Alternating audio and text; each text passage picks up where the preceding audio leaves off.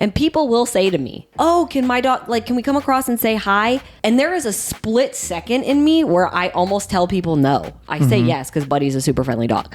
But there's just this moment of, I'm going to have to make small talk. Yeah. And I'm like, don't make me make small talk. And I just remember like kind of waking up one day and being like, I have like no friends here. Mm-hmm. Like, thank God, D, if you try to leave this state without me, I'm going to tie you down.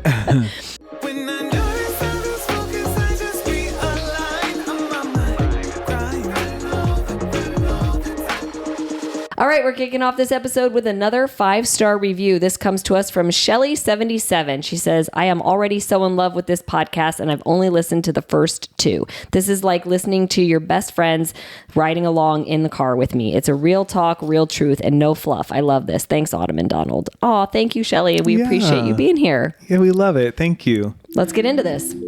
Hey. Hey. Hey. How you doing? We're back with another episode of Everything's Perfect. Everything is perfect. Perfect. No, really. All things are good. I'm a little tired today. Dom had some friends over last night. And they come over and they don't come over until after jiu-jitsu. And so by the time they come over, it's like 7:30 or 8 at night. So they stayed till like 10:30, 10:45. And, you know, as the mom, you got to stay awake.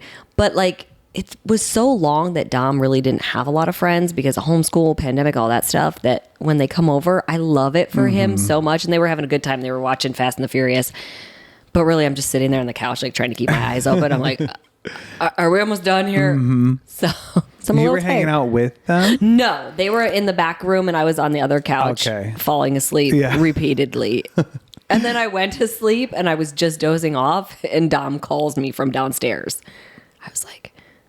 You're like, I'm glad you're making friends, but mommy needs her sleep, baby. Yeah. As we've said, these eyes don't stay up on their own anymore, okay? Right, that's the truth. Like, come on. How are you? Well, I'm so happy that he is like connecting more with friends. That's really fun. It's good age for it too. Yeah. I'm good. I opened my freezer before I came here to put some ice in my drink, and then the frozen raspberries that were in an open bag fell onto the floor, and I was like, fuck. And so I got a paper towel and started cleaning it, and my back went out. What? Mm-hmm. Yeah, I was like spasming, and so I was like doing a happy baby rock on the floor. I was not happy. And the whole time I was driving here, I was like, oh gosh, this sucks. And my mom was like, you might need a calcium supplement. So everything's perfect except for I feel like a 80-year-old man with a bad back. You've been at my house for 30 minutes and didn't even mention this. I would have slapped a Jovi patch on there. I would have put a heat thing on there.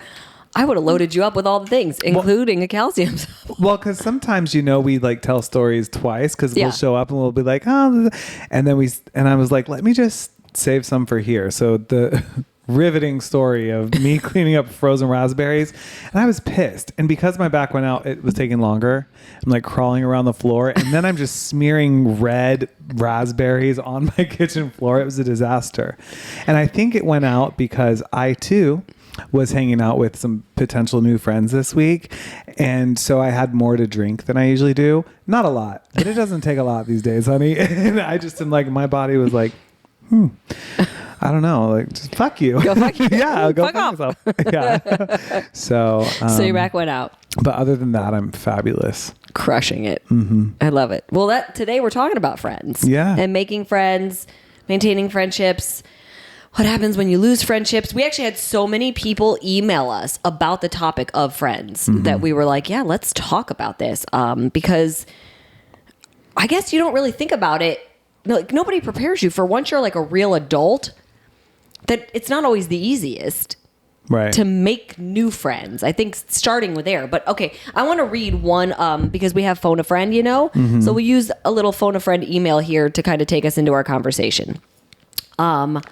So she's, this is from Misty. She says, I am a New Mexico native. My family moved to Washington State in 2018. Since then, The friends we have made are very far and few between. I have made friends through work, but since I quit to become a stay-at-home wife, they only talk to me when I contact them. My New Mexico friends really don't contact us unless we contact them first, and we've only had a few visitors since moving here. I feel like the only person after my hubby goes to work I see is you, Autumn. I work out every day. I have a great routine down, though. Additionally, my son passed away, so she lost her son in 2021, and her almost 20-year-old daughter has moved out. So she says all she really has is my dog and my cat to keep me company during the day while my wonderful husband works in Seattle about an hour away. We live in a beautiful neighborhood. The people in our neighborhood basically keep to themselves. They are friendly enough to say hello or good morning on my walks with my pup. But I have yet to make any friends here. I am a part of a couple local Facebook groups and have tried setting up a doggy meetup, but haven't had much luck. Any ideas on how to meet good, friendly people? I'm feeling a bit lonely lately. And honestly, I can't tell you how many emails we have with sort of similar stories, be it that they've moved away or their kids are finally out of the house. And it's like, wow, I don't really know how to make friends or where to make friends. And it's a big thing. Like at church on Sunday, the speaker was talking about loneliness actually, and she was like, when you're a kid, if there's a kid next door, you go be friends with them. Like it's normal. It's like you go play, and so you meet kids and you walk up and you're like, hey, you want to play? Yeah. And like that's literally what you say. Yeah. And as an adult, it like that line doesn't work. Yeah, it's different. It's more of that's creepy dating app. Yeah. I'll let y'all in on the world of Grindr. Just kidding. But it is so different as an adult to like develop new friendships that feel natural and not forced, and how to do it and where to do it. And I just think I'm excited to talk about it because a lot of people feel that. Some people might have different advice they can share, but it is something that I think everyone wants more human connection, and it's like, okay, how do we get it? Yeah, I think because we have so much quote unquote connection because of our devices, right? You're on social media and stuff, and it looks like everybody's having fun and everybody's with people all the time. And then if you're not that person, it could start to really amplify that feeling of loneliness. I know I've experienced that quite a bit being here in LA. So when I worked at Equinox, I worked with a huge group of people that were all the same age as me. Like we were all trainers. Several of us had kids, several didn't, but like we all hung out all the time. And when I say all, I'm talking like there was like 10 to 15 of us that on a regular basis were doing things. If I didn't have Dom, if he was with his dad, because that was like right after we got divorced, I always had something going on. There was a party, there was a barbecue, there was a pool party. And slowly but surely over the course of the, I think 6 years that I worked there, you know, somebody would leave, go get a new job, people would move out of state, and the group got smaller and smaller and smaller. And then I started with Body, and that schedule got crazy. So even maintaining the friendships that I had became harder. And I remember kind of like, again, and even friends that I didn't make there started moving to other states. And I just remember like kind of waking up one day and being like, I have like no friends here. Like, thank God, D, if you try to leave this state without me, I'm going to tie you down. Because yeah, it got to the point where it was like, there's no friends. Yeah. And where do you meet them? Like outside of a work situation. Because for me, being a mom, a lot of times you make friends with your kids' friends' parents. But we also took Dom out of regular school in 4th grade. So then it was like, well, he wasn't even in school meeting friends then. So yeah, I definitely understand that feeling of not having people close by and having a hard time meeting them. Me too. When I moved here to LA, it was to film 80 Day Obsession. I think we've talked a little bit about that before on the podcast, but I developed a whole friend group and routine and everything in Nashville. And so moving here was a really big deal to leave that. And, you and I were becoming friends. I was very close at the time with your sister, Kaylee. But beyond that, I didn't really have any friends here. Right. And so It is a lot. It's interesting because it is easier to develop friends when you have a routine, like you're at the same place. Luckily, we filmed 80 Day Obsession for 3 months plus rehearsals before. It was 7 of us total in the cast. And also we were every day seeing people behind the scenes. And so I started feeling like, okay, I'm making friends. And it's interesting because it leads you to realize in certain moments, like at that moment, everyone in the cast was my friend. As far as I was concerned, we were friends. Yes. And I still think that. However, I don't keep in touch with all of them now. And it's not because I'm upset with them, but it just wasn't the thing. So when we wrapped filming, though, I found myself sitting at home a lot and like not having friends. And so I texted Richardson from the cast and was like, I don't have friends. I need friends to hang out with. Mm-hmm. And I thought he was going to be like, come hang out. He said, Charlie will be your friend, and put me in a 3-way text with someone who I had never met. And I was like, this is so... He didn't say, I'll be your friend. Way to go, Richardson. Sure didn't. But Charlie became one of my best friends. And so it was really cool that it worked out that way. Yeah. But then I can remember that uncomfortable feeling, like Charlie was like, okay, we're going to go do this. Come meet up. Richardson wasn't there. So I was about to go meet up with a group of gay guys, which if you've never hung out with a group of gay guys, it's a dangerous moment. It can be really fun, but also if you wear one thing wrong, I mean, it's not an easy group to enter sometimes. So it can get real bitchy. Real fast.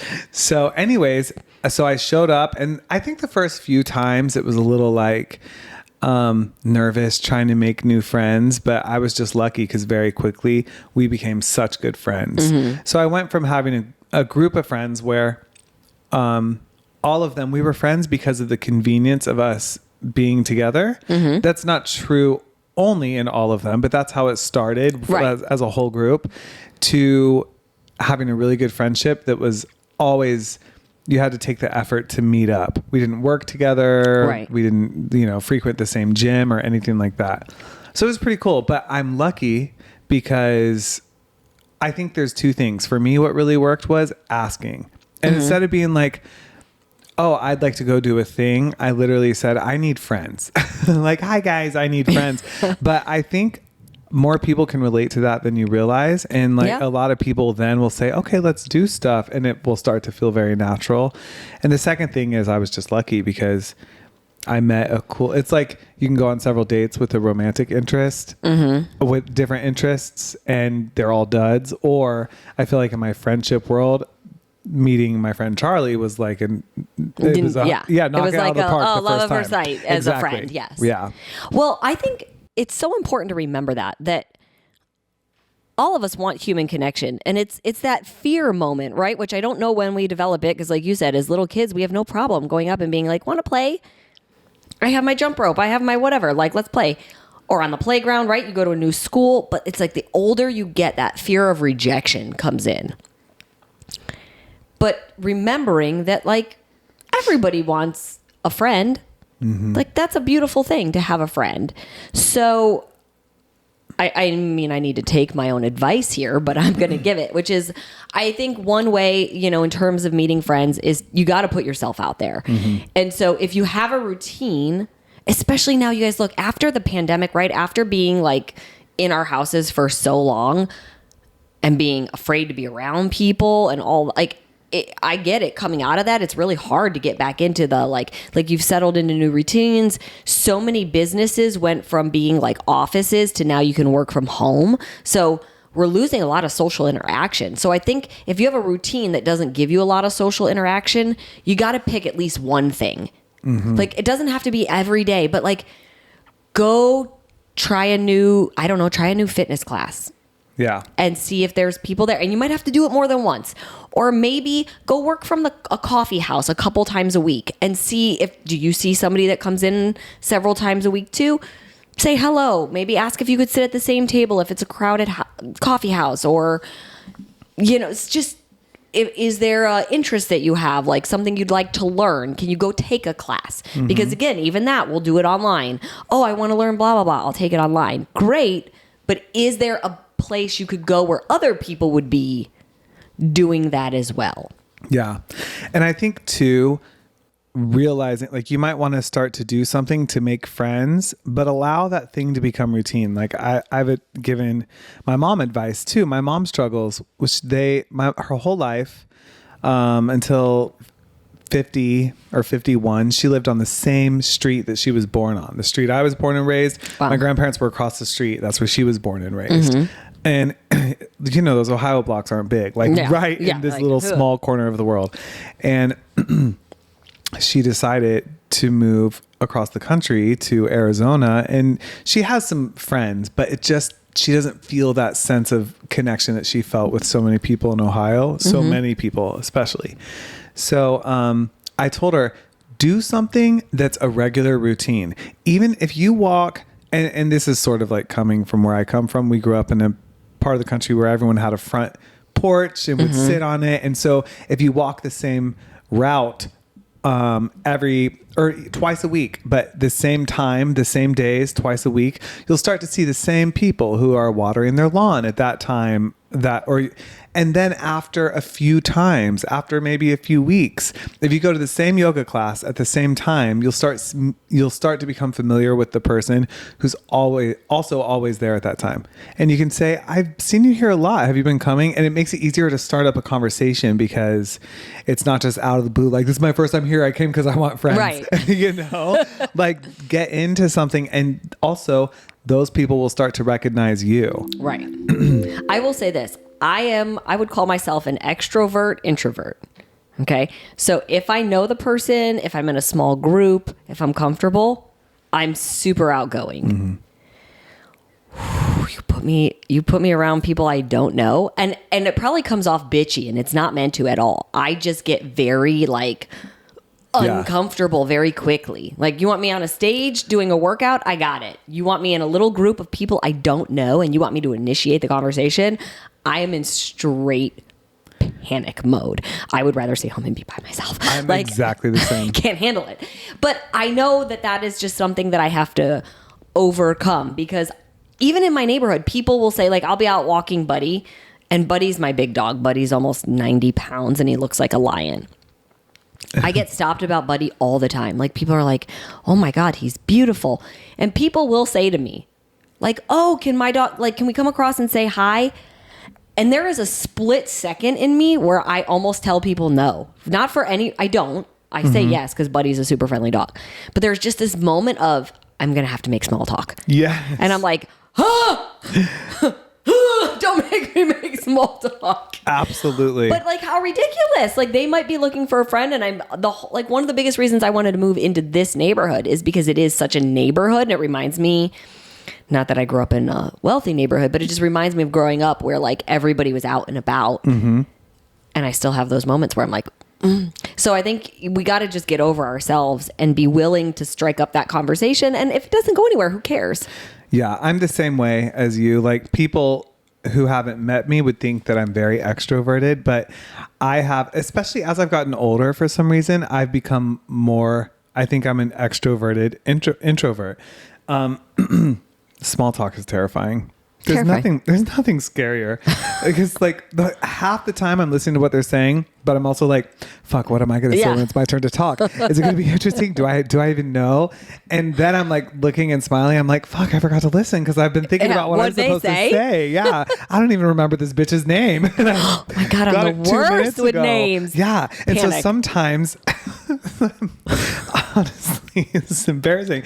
Someone says their name, and if I remember, I'll like blink 3 times and like say it over and over again. And I like try to do something to make it like stick, register, because otherwise I'm too busy thinking, like having panic about meeting a new person. And at church, it's been like this. I've been going to the same church since the end of 2020.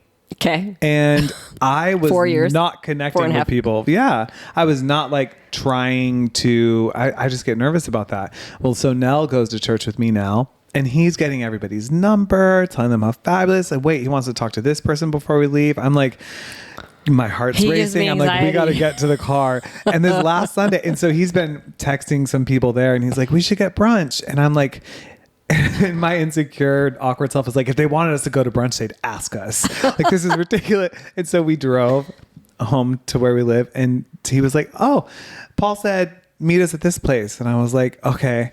So we drove, and it's funny because they were like, you guys left that fast and then drove all the way back to where we're having brunch. I was like, I'm really afraid of small talk, and nothing's worse than a church foyer. Like after the service, you're just like there, like somebody talk to me. Yeah.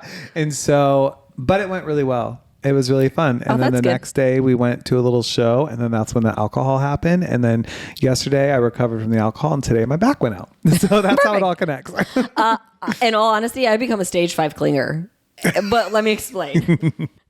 So like, God, was it a year ago already? There was a event happening with my management company, and only a certain number of people got to go. It was first come, first serve. And I was so excited to go to this event because I'm like, I want to make more friends, and I don't even care where they're from. Like, I just want more people to connect with and interesting and all that stuff.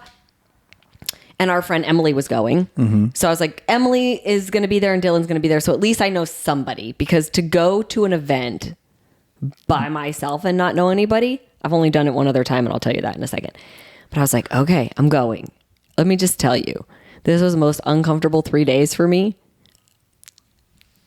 Because everybody knew everybody. All of the girls knew everybody already, because I'm newer with my management company and they've all been with them for like longer and done other events. And I am just standing there like, I don't know what to say. And I sort of get that like, almost like, I don't know if it's imposter feeling or what, because it's like, oh, well, they have more followers or they have a bigger engagement, and they're probably, I'm older than them. So they're probably looking at me like, who's this crusty old lady, like 10 years older than me? Why is she trying to talk to me? She doesn't know anything on trend, right? So I'm like, I don't want to talk. So Emily's there, and I'm like, but then I also don't want to be like clingy to Emily, because I'm like, that's weird. She's probably trying to mingle with all her friends, right? So then it's like, oh yeah, so I think I'm going to go back to my room now. Yeah. And then I see that they're all out on like a party bus at midnight, and I'm like, why did I go back to my room? What an So shame on me. I don't get me wrong. It was nothing. They were all the sweetest. It was just me being in my head and being uncomfortable. I can with totally trying relate. to make friends. The only other time I did it was I went on a retreat with 20 people to Monaco. Like, oh, just go fly to the other side of the world. Yeah. Didn't know anybody. For a week. The only thing about that is if nobody knew anybody. Some people knew other people, but I ended up, because there was events planned and it wasn't quite such a big group, I did end up being able to talk to people more, but that was a lesson, man. Like, but I was proud of myself for that. I had a good time. I experienced another part of the world that I've never been able to go to. I met really nice people, and I keep more in touch with them on social media than I do like in person, because it was only a couple days. Yeah. But still, like, yeah. So I think when it comes to meeting friends, we've got to get out of our own head, because there's other people that are probably trying to meet friends too, that are feeling the exact same thing. Well, and there's one more thing I was thinking about for meeting friends that is really helpful. This also came from the conversation at church, but it was about like belonging. And that's really what friendship is. Like, you feel like you have your people, and that's what we want. And so oftentimes it's easy, and I had this realization that I do this, of thinking of why I want friends, how I want to feel, like what those relationships will bring to me, not in a selfish like way, but you just think of when there's enriching your life. Yeah, when there's an absence of something in your life, like that connection, you desire it. So you're desiring to feel something. And I had this realization of how much more you feel that sense of belonging when you think about what you can give. And it also feels so much more comfortable. So like, and actually when Nell and I started dating, he helped me think about things in this way.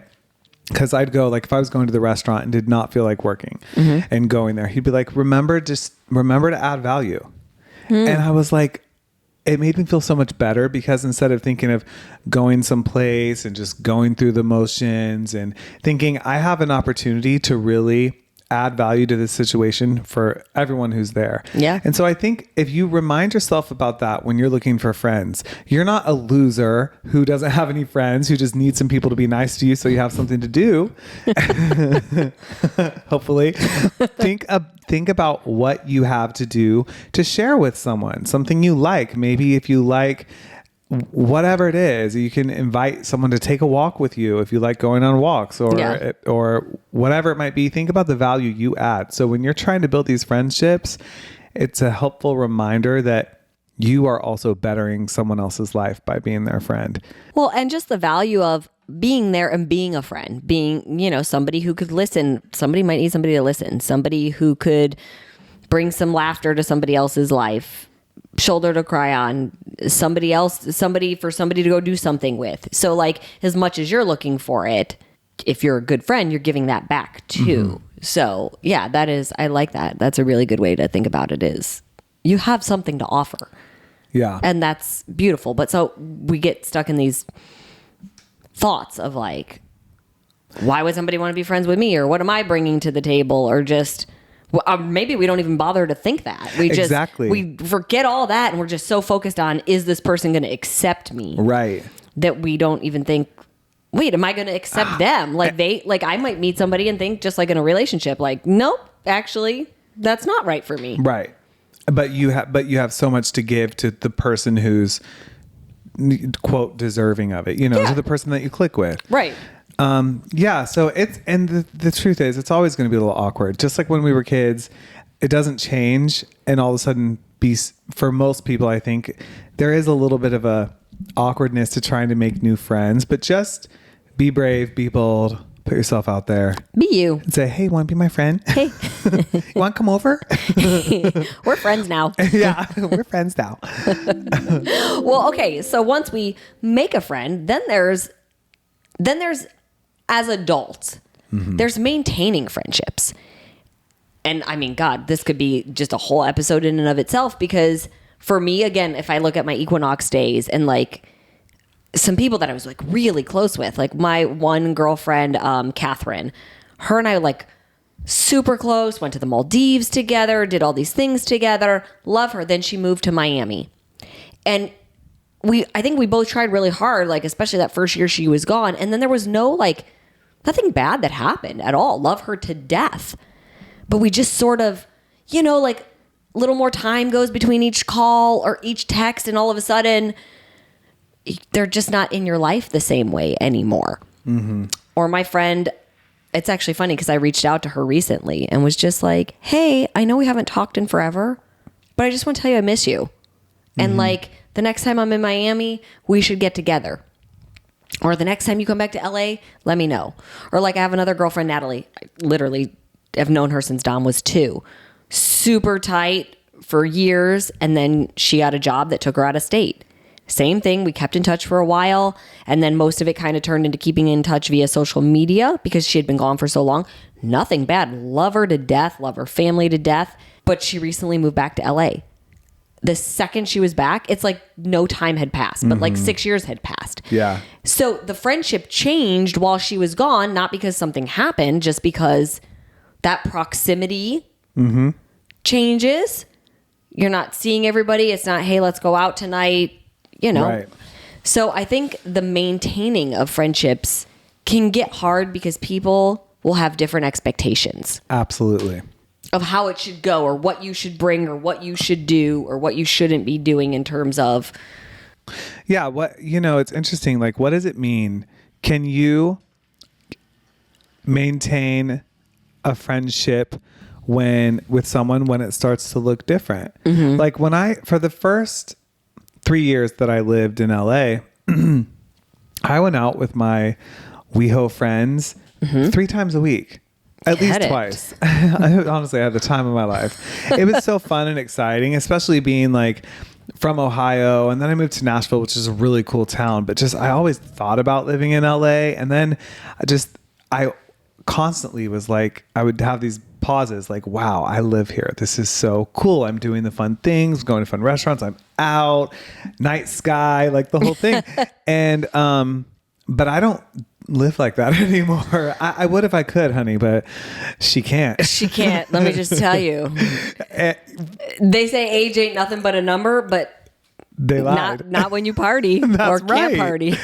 So now it's like, how do you, as our friendships change, how can I maintain a friendship with people when it looks totally different? Mm-hmm. And I think that's where a lot of people sort of come to a crossroads of if you want to, because I guess it's not a right or wrong. Hopefully someone has enough respect for the effort they put into a relationship that they would be respectful about it. But you know, if my friends from back then were only my friend because at the time, because I could go out with them as much as I did, then it would make sense that they didn't want to be friends anymore.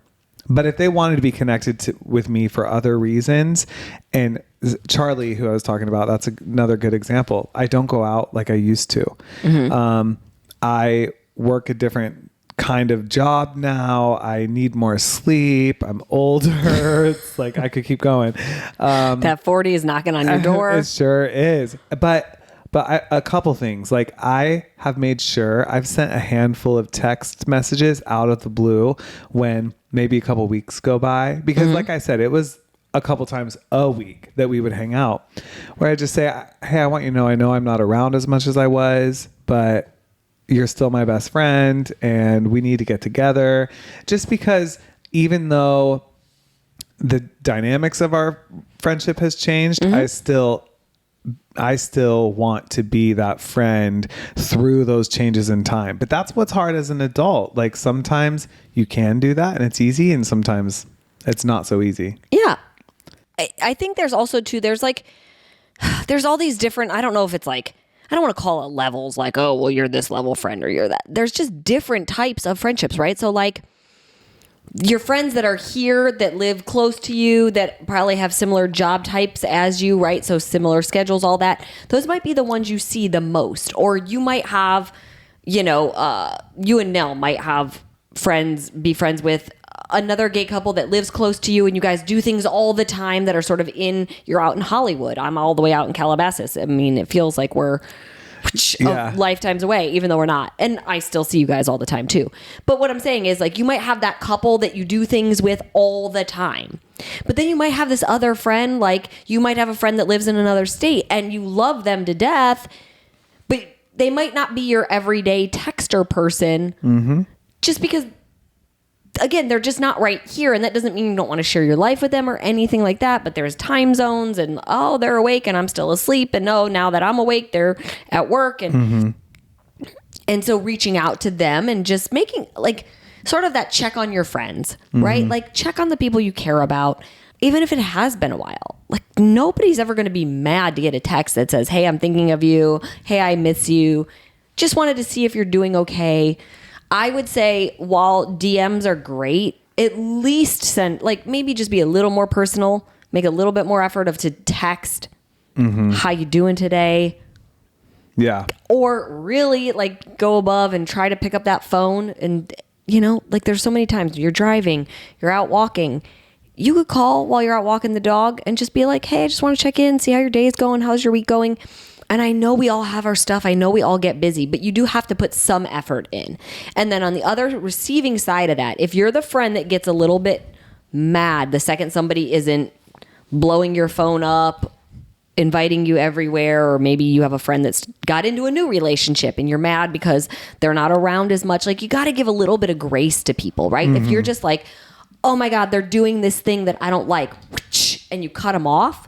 That's what I meant when I was saying expectations earlier, is like, you got to be a little bit aware of how much expectation you're putting on the friendship. And is it healthy? Is it realistic? Are you giving that same level of effort back?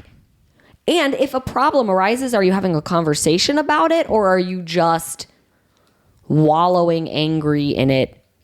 And again, kind of like not talking about it. Because I do it's friends. You're going to disagree. There's going to be a thing. You got to have a conversation.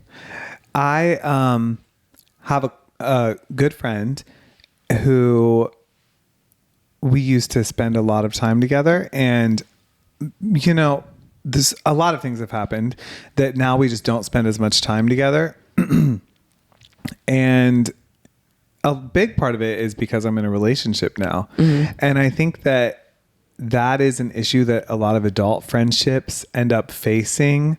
Like I know my mom, she actually did connect with a friend from high school who also lived in Arizona after she moved. Oh, wow. And they were really close, but talk about clinger. This person was like, she said to my mom, I'll be no one's second. And my mom was like, well, I have a husband and 3 kids and grandchildren. And so how do you feel about, being someone's 20th? Yeah. Because you're down the totem pole. And so I think that's an interesting thing too. And that's a little crazy. It is crazy. Yeah. This person, that's an extreme example. Yeah. But I told my friend who, if I'm being honest, I don't want to speak for them, but I think felt a little bit abandoned or dropped by me. I was like, you need to know that is just not the case. I only have so many, I am someone who requires friends who know that I love them and I know that they love me, whether it is, like you said, a couple days or a couple years go by. My birthday's coming up. I have friends. I have a friend who I met her, I think when I was 13. Oh, wow. And in the last 10 years, I've seen her one time and she's coming to the birthday, but I still think of her as family. And so that's really as an adult to me, it's especially, I hold on to friendships at all costs.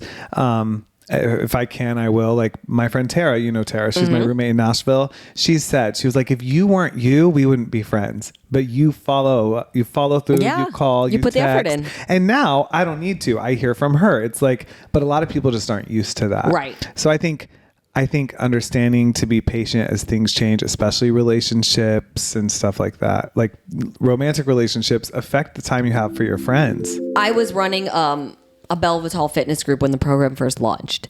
And I'm scrolling the group, checking in on people. And I see a name and I'm like, wait, what? It was my college roommate. Oh, wow. And I was like, oh my gosh, Jamie. You're in the group. I haven't talked to her in years. Reached out to her, was like, is your phone number still the same? She said yes, texted. And again, we hadn't talked in years. Nothing bad happened. We were great friends all through college and a little while after. And then again, I moved to California. She's still in St. Louis. But now we text once a week. Yeah. And I will honestly say she probably does a better job at reaching out to me than I do. Not because I'm don't want to talk to her, just, all the things. But it is one of those things of sometimes a lot of time goes by and you can just reach out and be like, oh, wow. Yeah. Things are still great. And we can kind of pick up and we can reminisce about how things were and we can pick up. And she actually was like, my family and I are they're going somewhere in Europe this summer. And she's like, want to come? I don't know if I can because of work and stuff. But I was like, let me see if I can make it work. Why That's not? So cool. Right? So it's just one of those things where I just feel like we are almost quick to be super protective and to take things personally and to be like, oh, this is how it happened, so we just can't be friends anymore. Instead of saying, well, maybe it's just changed. Maybe just the dynamic of the friendship has changed. Yeah. I told my friend who was feeling, like I said, a little abandoned or something. I literally was just very practical. And I said, I don't want to dismiss your feelings. Because if I'm being truthful, I felt defensive. I wanted to be like, how dare you make this about you? That was, I'm not saying that was inappropriate, but that was my initial response. Okay. And I was like, just so you know, my love for you and for our friendship has not changed at all. But I started working at the restaurant. And so that's 3 nights. There's only 7 nights in a week. So 3 of those nights gone. Yeah. Also, I got a boyfriend. So 7 nights gone. Exactly. I was like, so then there's that. And so finding you should also say really quick, sorry, I don't mean to cut you off, but not only do you have a boyfriend, your boyfriend moved from Puerto Rico to California and moved in with you. So your friends might not be used to it because you had this long distance relationship. So it was only talking, texting. And then you guys live together. Right. There wasn't even the stage of like, bring him out with us. I mean, yes, I know Nell goes out with you guys, but there wasn't this like getting used to it and now we're moving in. Well, some of my friends, I think, were like thinking, okay, we're not going to get any more one-on-one with Donald. And it's not that you're not going to get any more, but I was like, I'm not going to tell my boyfriend who moved here to be with me when I'm already gone 3 nights a week. Plus that's the restaurant. Plus if I'm teaching dance or if something else is happening, if we have a one-on-one date night, when I have a night for friends, I'm not going to be like, I know you moved here to be with me and don't know anybody, but you're not invited to this friend outing. Yeah, that's cool. So it's just a really good example of how, as an adult, things shift, circumstances shift, but that doesn't have to mean that you lose a friendship, even though it looks differently. But it's hard. And when you're the one, like my friend was the one who, their life, the only thing that changed is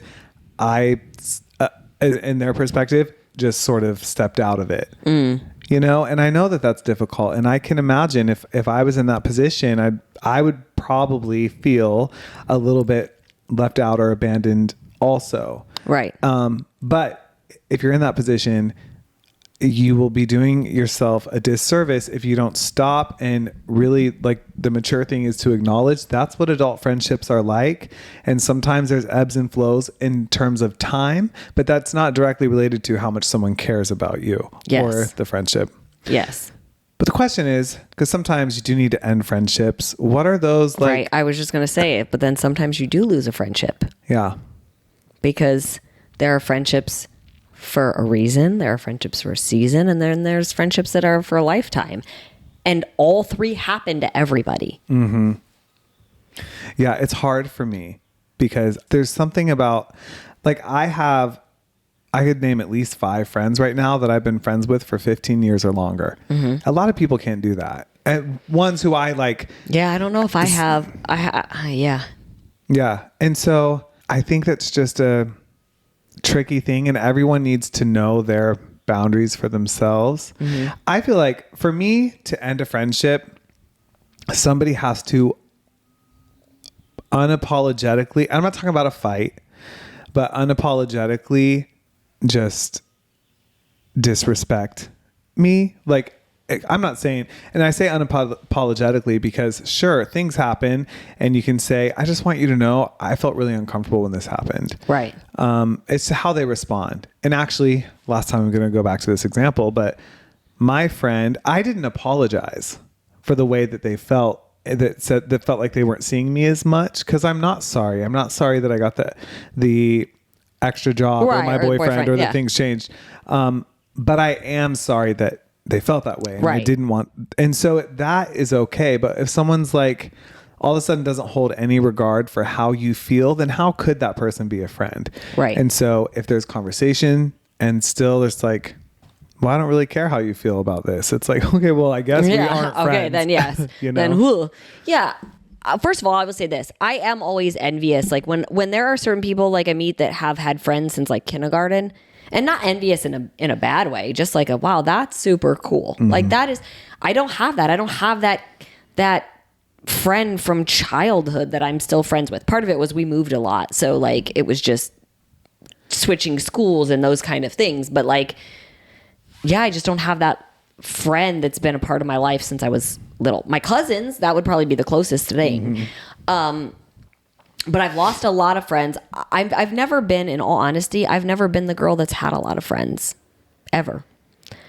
I've always had a couple closer friends, and then inevitably over time, something always, like obviously I have somebody like you that I've been friends with for a long time, or like I said, my girlfriend Natalie, I've been friends with her since Dominic was 2, so that's 14 years. Like she might be one of the longest friendships I have. My college roommate, but and I'm taking into account that there's years of not seeing these people in between.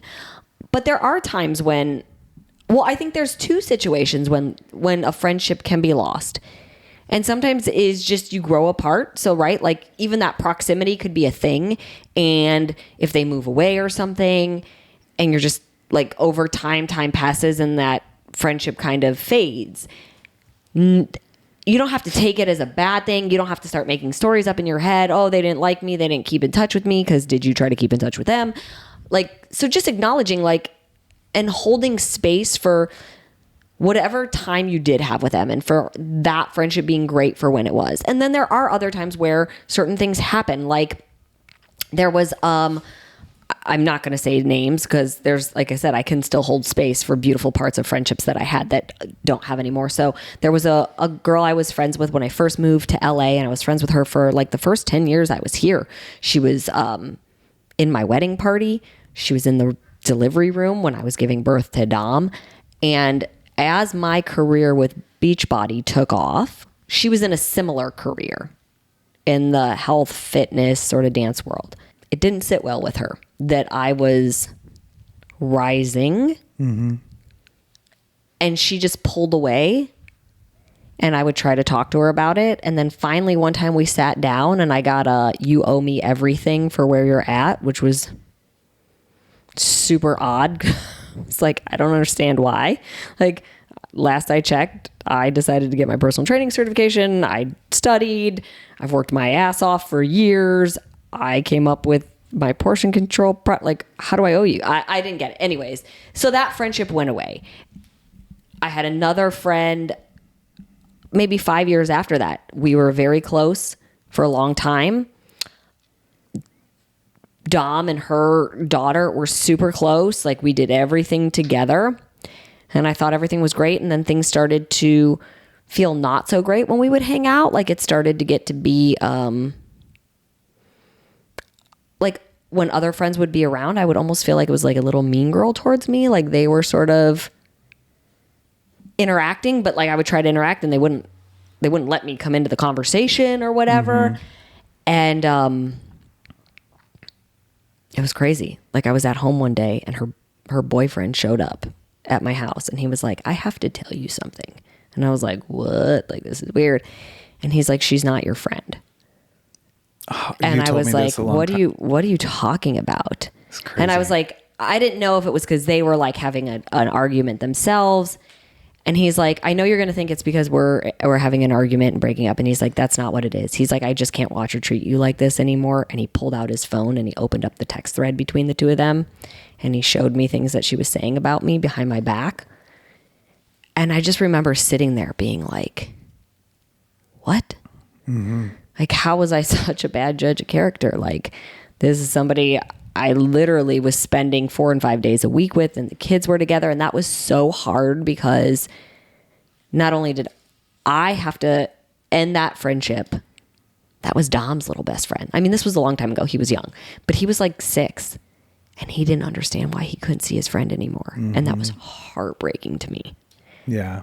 To not be able to explain to him why he had to lose a friend. Ooh, it still gets me. Yeah. Yeah, why he had to lose a friend because I lost a friend. Yeah. It sucks. It also makes you realize, because that's losing a friend, but it's like, what kind of friend did you have? Right. If they're capable of sending those texts and talking about you that way and wanting you to fail. Another thing you said, I just want to touch on, when you are like we're all humans doing this life together. And so my friends, no matter what I've done for them, I can't imagine going to anyone and being like, "You owe me." Right? Or like ever. Yeah, like this is what being alive is. And the fact is none of us are doing it alone. Right. And we're all in one way or another influencing and affecting life for everyone that we're in contact with. Like if you really want to get theological, we can talk about the ripple effect. But when you start getting in that energy of, "Well, you owe me because I blah, blah, blah," it's like, were we ever friends, or was this just about what you thought you were doing for me? Or you know what I mean? Yeah, if you're keeping a tab, well, I did this for you, so you owe me this. And if it has to tit for tat, that's maybe a partner type.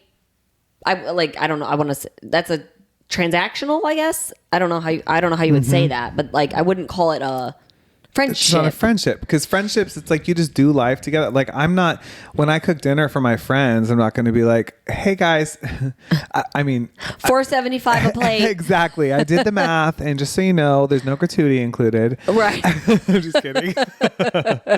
But I think, and you know, that's just an example. It really, anyone who could say that, they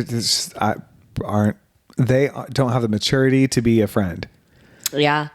It is hard though, because like I said, there's like, you have all these amazing memories. And so you hold space for that and love and appreciation for that. But then it's almost heartbreaking that isn't there, or was that real? Mm-hmm. And I will say, I'm it's crazy that bugged me. Got to me, because there's probably, there's a lot of trauma that comes attached to those kinds of things, like hurt feelings that you sort of just push aside. And I can recognize, like I said, that there are people that come into your life for reasons and seasons, and that doesn't mean every single person has to stay forever. Even relationships are like that. Like, a significant other can come in and be there for a significant amount of time and help change you into the person that you are, but that might not be your forever person. So I can acknowledge those things and be like, okay, that was then, this is now. Mm-hmm. But I think those are the things that make it harder to open yourself up the next time, to try to approach somebody at the coffee house when you're walking the dog, because you're just like, oh, you get a few of those under your belt, and all of a sudden it's like, oof, yeah, maybe I'll just do this on my own. Yeah, it's vulnerable. As adults too, I think for some reason we put friends as this like luxury but not necessity in our lives. Like we think our kids, maybe if you have kids, or your family or your spouse, those are all things that need a piece of your pie, your career. But friends are like a special bonus. And I do think it's important for us all to acknowledge friends are a necessary part of life. Mm-hmm. I'm not happy, I'm not fulfilled, and I'm not living my best life if I don't have friends in it. Yeah. And knowing that, just like everything else that's a piece of that pie, your spouse, your kids, your job, they take work.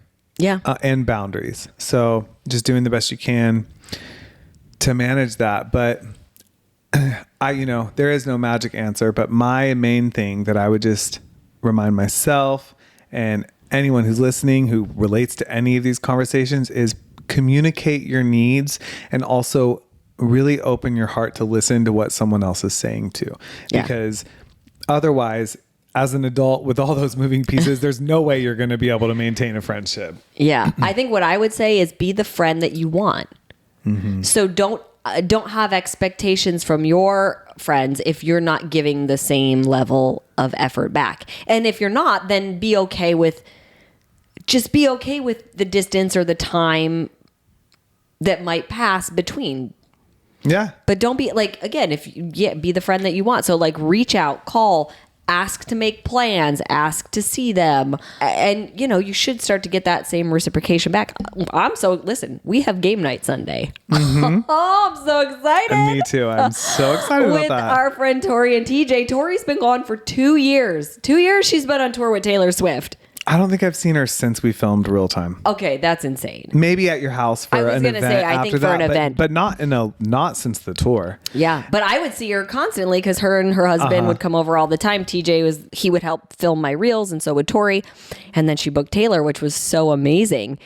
But here's what's funny, because she's finally back in town. I went to lunch with them a couple weeks ago for the first time. It was like she had never been gone. Mm-hmm. I mean, I couldn't wait to catch up and hear all the things. But it had literally been 2 years since I had seen her. Mm-hmm. And I was like, hi, what's going on? We sat, we talked for hours. Now we were like, okay, let's get this game night going. We're going to do game night and dinner, and it's going to be amazing. So when that time does pass, you can still reach out and pick right back up where you left off if you want to. Or just, and another thing that came to mind, Brene Brown says something that I quote all the time, and it's be generous with your assumptions. And so my friend Charlie, who I was talking about earlier, now oftentimes, like, for example, this last Saturday night was random that I didn't work at the restaurant. And Charlie was like, he was out. I saw on his socials he was doing his thing, and I didn't get invited. And I had an opportunity at that moment, and that's happened a handful of times with a lot of my friends. And then I remember, I'm not the go out friend anymore. But that doesn't mean I'm not the friend. And that doesn't mean that if I text them and said, if I would have said, hey, I'm not working, I'd love to go out. Are you doing anything? And asserted myself that way. Like I know that I'm a good time still. She's still got it if she needs to. And I would be included. But at those, it's easy. I share that because it's easy for any of us to have our feelings hurt by something like that, like not being invited or feeling you're not included. Right. That doesn't go away when you're an adult. It's just as strong or even stronger sometimes. Right. And probably stronger because we see it more now than you ever did as a kid. Exactly. On socials and stuff like that. Yeah. So I think about those words, be generous with my assumptions. And instead of feeling like, oh, they don't want me there or I'm not included anymore, I can just realize, things change. They love me. They're doing their thing. I'm doing my thing. And we can connect at any moment if we just make that intention. Yeah. So if it's important. Yeah. Yeah. Well, this has been fun. This has been great. But I hope we helped because like I said, we did get so many emails about it. It was not just one or two. We got quite a few emails of people asking about talk about friendship. How do I make friends? Or how do I confront an issue with a friend?